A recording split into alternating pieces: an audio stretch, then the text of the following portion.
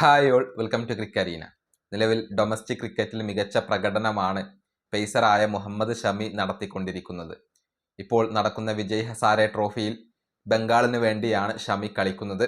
അവർക്ക് വേണ്ടി 10 വിക്കറ്റുകൾ ഇതിനോടകം തന്നെ വീഴ്ത്താൻ ഇദ്ദേഹത്തിന് കഴിഞ്ഞിട്ടുണ്ട്. നേരത്തെ അവസാനിച്ച സയ്യിദ് മുഷ്താഖ് അലി ട്രോഫിയിലും മികച്ച പ്രകടനമായിരുന്നു ഷമി നടത്തിയിരുന്നത്.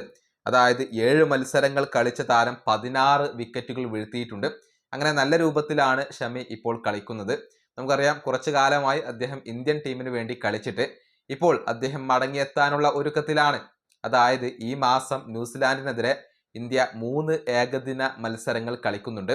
ആ ഏകദിന മത്സരങ്ങൾക്കുള്ള ടീമിനെ നാളെയാണ് പ്രഖ്യാപിക്കുക. ആ ടീമിൽ മുഹമ്മദ് ഷമി ഉണ്ടാവാൻ സാധ്യതയുണ്ട് എന്നാണ് മാധ്യമങ്ങൾ കണ്ടെത്തിയിട്ടുള്ളത്. ടെലിഗ്രാഫ് ഉൾപ്പെടെയുള്ള മാധ്യമങ്ങൾ ഇക്കാര്യം റിപ്പോർട്ട് ചെയ്തിട്ടുണ്ട്. നിലവിൽ ഇന്ത്യൻ ടീമിനകത്ത് നല്ല എക്സ്പീരിയൻസ് ഉള്ള പേസ് ബൗളർമാരുടെ ഒരു അഭാവമുണ്ട്. അത് പരിഹരിക്കാൻ വേണ്ടിയാണ് ഷമിയെ ഇപ്പോൾ ഇന്ത്യ തിരിച്ചു കൊണ്ടുവരുന്നത്. നമുക്കറിയാം, ഫിറ്റ്നസിന്റെ പ്രശ്നങ്ങൾ സമീപകാലത്ത് അലട്ടിയ താരമാണ് ഷമി. പക്ഷെ ഇപ്പോൾ അത്തരത്തിലുള്ള പ്രശ്നങ്ങൾ ഒന്നുമില്ല. ഡൊമസ്റ്റിക് ക്രിക്കറ്റിൽ സ്ഥിരമായിക്കൊണ്ട് കളിക്കാനും നല്ല രൂപത്തിലുള്ള ഒരു പ്രകടനം പുറത്തെടുക്കാനും അദ്ദേഹത്തിന് കഴിയുന്നുണ്ട്. അതുകൊണ്ട് തന്നെയാണ് അദ്ദേഹത്തെ ടീം ഇന്ത്യ തിരിച്ചു വിളിക്കുന്നത് എന്നാണ് മാധ്യമങ്ങൾ റിപ്പോർട്ട് ചെയ്തിട്ടുള്ളത്. കൂടാതെ മറ്റു ചില മാറ്റങ്ങൾ കൂടി ഇപ്പോൾ പ്രതീക്ഷിക്കപ്പെടുന്നുണ്ട്. അതായത് ശ്രേയസ് അയ്യർ ഉണ്ടാവാൻ സാധ്യതയില്ല. അദ്ദേഹത്തിന്റെ ഫിറ്റ്നസ് തന്നെയാണ് പ്രശ്നം.